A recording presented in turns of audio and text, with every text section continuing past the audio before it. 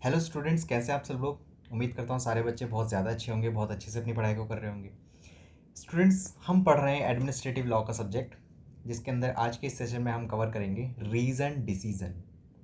Reason decision students आपका principal of natural justice का एक इम्पॉर्टेंट प्रिंसिपल कंसिडर किया जाता है, जिसका मतलब होता है रीज़न मस्ट बी जस्टिफाइड। ठीक है, तो क्या है ये कॉन्सेप्ट रीज़न डिसीजन, चलिए पढ़ते हैं आज के इस सेशन में। अगर किसी भी स्टूडेंट ने प्रिंसिपल ऑफ नेचुरल जस्टिस की वीडियोस नहीं देखी हैं, सो वो एडमिनिस्ट्रेटिव लॉ के जो सब्जेक्ट है मेरे चैनल पर उसकी प्लेलिस्ट को ढूंढे और वहाँ पर आपको एडमिनिस्ट्रेटिव लॉज की सारी वीडियोस आपको लाइन से मिल जाएंगी। ठीक है स्टूडेंट्स, तो चलिए स्टूडेंट्स आज के इस सेशन को शुरू करते हैं। मेरा नाम है पंकज, तो चलिए शुरू करते हैं। स्टार्ट करेंगे स्टूडेंट्स इंट्रोडक्शन से। तो बच्चों, रीज़न डिसीजन का जो प्रिंसिपल है, ये नेचुरल जस्टिस का एक बहुत ही अहम प्रिंसिपल कंसिडर किया जाता है, जिसका मतलब होता है ट्रांसपेरेंसी को मेंटेन करना, अकाउंटेबिलिटी को मेंटेन करना और साथ ही साथ फेयरनेस के जो कॉन्सेप्ट है उसको इस्टेब्लिश करना जुडिशियल और एडमिनिस्ट्रेटिव डिसीजन मेकिंग प्रोसेस में। रीज़न डिसीजन जो होगा वो आपके जजमेंट, ऑर्डर और आपकी जो डिक्रीज होती हैं उनके ऊपर ये बखूबी अप्लाई किया जाएगा। और जो भी जजमेंट होगा, जो भी ऑर्डर देंगे आपके एडमिनिस्ट्रेटिव अथॉरिटीज़ और आपकी जुडिशियल अथॉरिटीज़, वो प्रॉपर रीज़न वहाँ पर लिखेंगे। एक क्लियर एक्सप्लेनेशन होगा कि वो ये ऑर्डर क्यों दे रहे हैं। ठीक है, ये प्रिंसिपल इसलिए भी ज़रूरी है क्योंकि ये आर्बिट्ररी एक्शंस से हमको बचाता है और लोगों में एक विश्वास पैदा करता है लीगल सिस्टम के प्रति। ठीक है, the duty to provide reasons is deeply rooted in the legal traditions across the various jurisdiction, particularly in India and England, जहाँ पर आपकी कोर्ट ऐसा ज़रूरी मानती है कि डिसीजन देना है तो उसका रीज़न देना भी बहुत ज़्यादा ज़रूरी है, बिकॉज यही जस्टिस और फेयरनेस के कॉन्सेप्ट को इस्टेब्लिश करने का काम करती है। ठीक है, अब समझते हैं कॉन्सेप्ट और इसकी ज़रूरत क्यों है। कॉन्सेप्ट तो इसका ये है कि कोई भी जुडिशियल और एडमिनिस्ट्रेटिव अथॉरिटी अगर अपना डिसीजन दे रही है तो वहाँ पर वो डिसीजन आपका जस्टिफाइड होना चाहिए, क्लियर एक्सप्लेनेशन वहाँ पर होना चाहिए। इसकी इम्पॉर्टेंट क्यों मानते हैं? क्योंकि पहला तो ये है कि ये ट्रांसपेरेंसी को मेंटेन करता है। ट्रांसपेरेंट है भाई, जजेस काफ़ी ज़्यादा ट्रांसपेरेंट है, रीज़न बता रहे हैं बिल्कुल। नेक्स्ट है आर्बिट्ररी एक्शन से प्रिवेंट करके रखेगा। कई बार क्या होता है कि जजेस अपने मूड के अकॉर्डिंग डिसीजन दे देते हैं, लेकिन जब आपके पास रीज़न डिसीजन का प्रिंसिपल है तो फिर यहाँ पर वो उनके आर्बिट्ररी एक्शंस, उनके मन चाहे डिसीजंस पे वो नहीं काम कर सकते।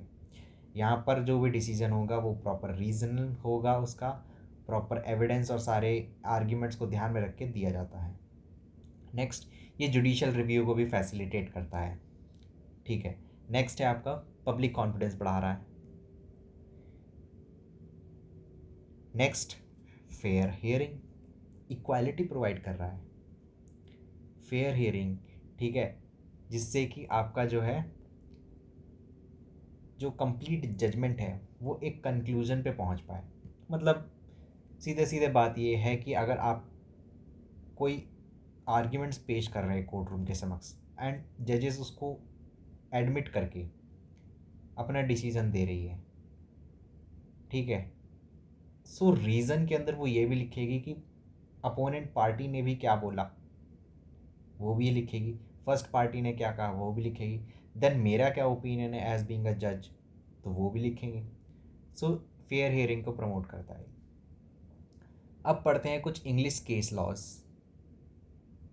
पहला है आपका पैडफील्ड वर्सेस मिनिस्टर ऑफ एग्रीकल्चर, 1968 का ये जजमेंट है। इस केस के अंदर क्या हुआ था कि हाउस ऑफ लॉर्ड्स ने ऐसा माना कि जो मिनिस्टर का डिसीजन था, जहां पर उस मिनिस्टर ने इंक्वायरी करने से मना कर दिया था, और जब उसने मना किया अपने एक ऑर्डर के तहत, तो उसने कोई प्रॉपर रीज़न तक नहीं दिया,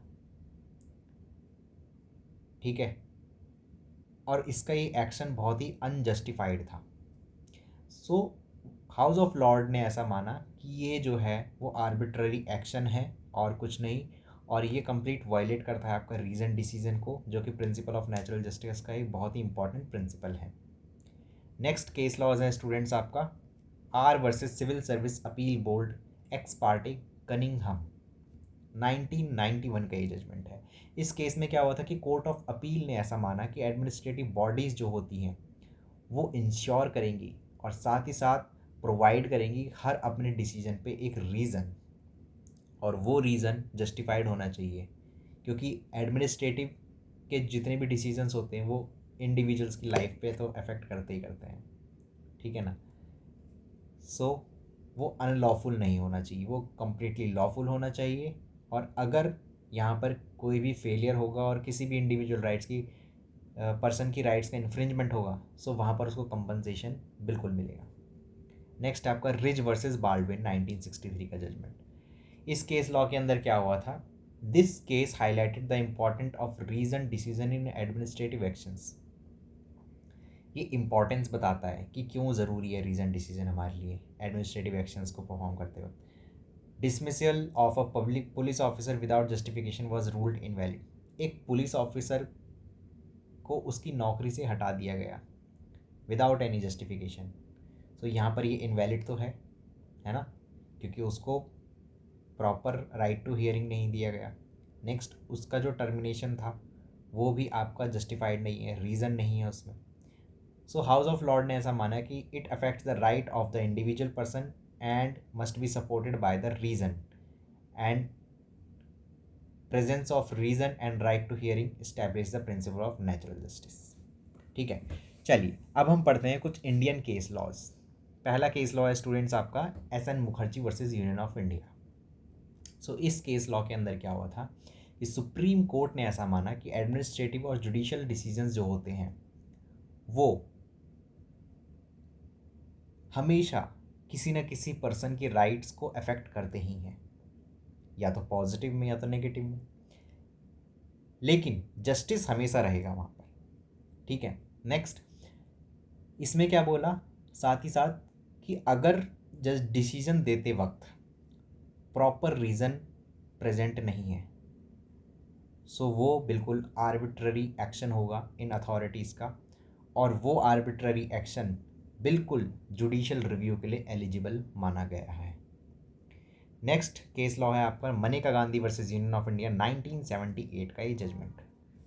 इस जजमेंट में क्या हुआ कि मनेका गांधी का पासपोर्ट इम्पाउंड कर लिया गया था गवर्नमेंट अथॉरिटीज़ के द्वारा, एंड उसको यहाँ पर राइट टू हियरिंग दिया भी नहीं था, ना उसको कोई डिसीजन दिया, मतलब ना उसको कोई रीज़न दिया कि हम तुम्हारा पासपोर्ट क्यों ले रहे हैं।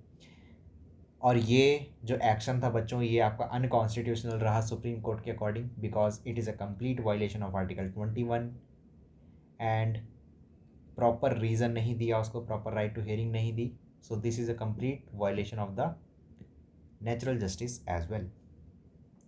नेक्स्ट केस लॉ है आपका Union of India versus E G Namboodiri 1991। The Supreme Court emphasized that non-speaking orders violate the principle of fairness and justice. This case reinforced that even administrative decision must be reasoned. Supreme Court कई बार हमेशा वो क्या करती है कि अपने decisions को reason देती है, ठीक है। लेकिन इस केस लॉ के अंदर क्या हुआ था कि कुछ ऑर्डर्स उसने पास किए एंड उस ऑर्डर्स में कोई भी पर्टिकुलर रीज़न मेंशन नहीं था, सो ये कंप्लीट फेयरनेस और जस्टिस का वायलेशन है और कुछ नहीं, ठीक है। सो सुप्रीम कोर्ट ने ऐसा माना कि जितने भी सारे ऑर्डर्स में रीज़न नहीं है उन ऑर्डर्स को हम डिस्कार्ड कर देंगे, ठीक है। नेक्स्ट आपका Kranti associates private limited versus Masood Ahmed Khan 2010।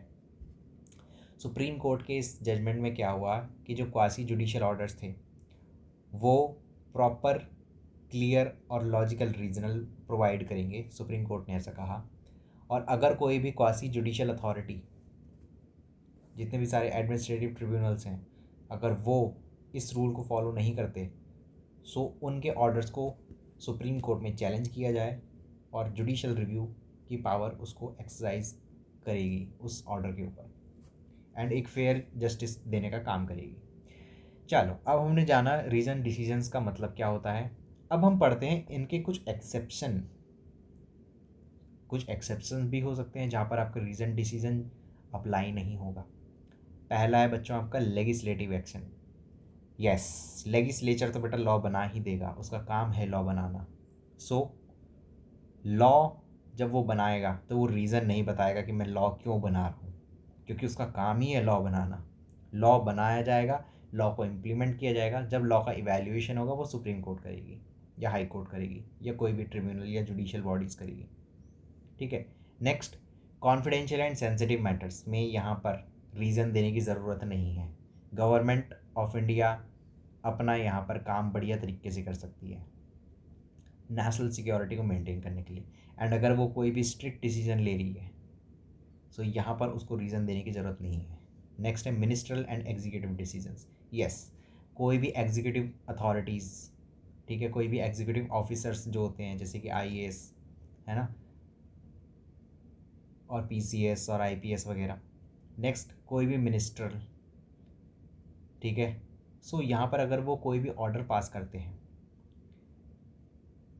सो उनको रीज़न देने की ज़रूरत नहीं है, डिटेल्ड एक्सप्लेनेशन देने की कोई भी रिक्वायरमेंट नहीं है, क्योंकि उनका रूटीन वर्क ही है अपने ऑर्डर्स पास करना, जैसे कि प्राइम मिनिस्टर, गवर्नर, प्रेसिडेंट। ठीक है। सो जब भी ये लोग अपने ऑर्डर्स को देंगे सो इनको रीज़न देने की ज़रूरत नहीं है कि मैं ऐसा क्यों कर रहा हूँ। ठीक है। बट वो किसी की लाइफ को अफेक्ट ना करे, ठीक है ना, ये भी है, क्योंकि जुडिशियल रिव्यू भी कहीं ना कहीं है ही, वरना सब लोग अपनी पावर्स को एक्स्ट्रा लिमिट में एक्सरसाइज कर सकते हैं। तो supreme court is always there to protect your right and yes. So now we will talk about the judicial review और उसके इम्पैक्ट क्या होंगे रीजन डिसीजन के कॉन्सेप्ट पे। सो कोर्ट निरंतर अपना काम करती रही है, बढ़िया तरीके से अपना काम करती रही है और रीजन डिसीजन के कॉन्सेप्ट को बहुत ही अच्छी तरीके से इस्टेब्लिश करती रही है। अगर कोई भी अथॉरिटीज़ इस चीज़ का फॉलो नहीं करेगी तो जुडिशियल रिव्यू का कॉन्सेप्ट वहाँ पर बैठा है एंड उस ऑर्डर और उस डिसीजन को इवैल्यूएट करेगा और प्रॉपर जस्टिस और फेयरनेस प्रोवाइड करेगा। कंक्लूड करेंगे आज के इस सेशन को। रीजन डिसीजन का जो प्रिंसिपल होता है वो इंश्योर करता है जस्टिस, ट्रांसपेरेंसी और अकाउंटेबिलिटी को। इंडियन कोर्ट्स और इंग्लैंड की जो कोर्ट्स हैं वो इस प्रिंसिपल को हमेशा मानती रही हैं और अपने डिसीजंस में रीज़न बताती रही हैं। ठीक है, बिकॉज ये आर्बिट्रेरीनेस को प्रिवेंट करने का काम करती है। सो रीज़न डिसीजन आपका एक जनरल रूल है, यहाँ पर ये इंडिविजुअल पर्सनस की राइट्स को प्रोटेक्ट भी करता है और साथ ही साथ नेचुरल जस्टिस को इस्टेब्लिश भी करता है। ठीक है। सो स्टूडेंट्स, आज के सेशन के लिए सिर्फ इतना ही। मिलेंगे अगले सेशन में और पढ़ेंगे एडमिनिस्ट्रेटिव लॉ के बहुत सारे, मेरे आने वाले सेशंस में एडमिनिस्ट्रेटिव लॉ के कुछ नए कॉन्सेप्ट्स को। ठीक है। तो आज के सेशन के लिए सिर्फ इतना ही। तब तक के लिए टेक केयर, गुड बाय और अच्छे से पढ़िए बच्चों।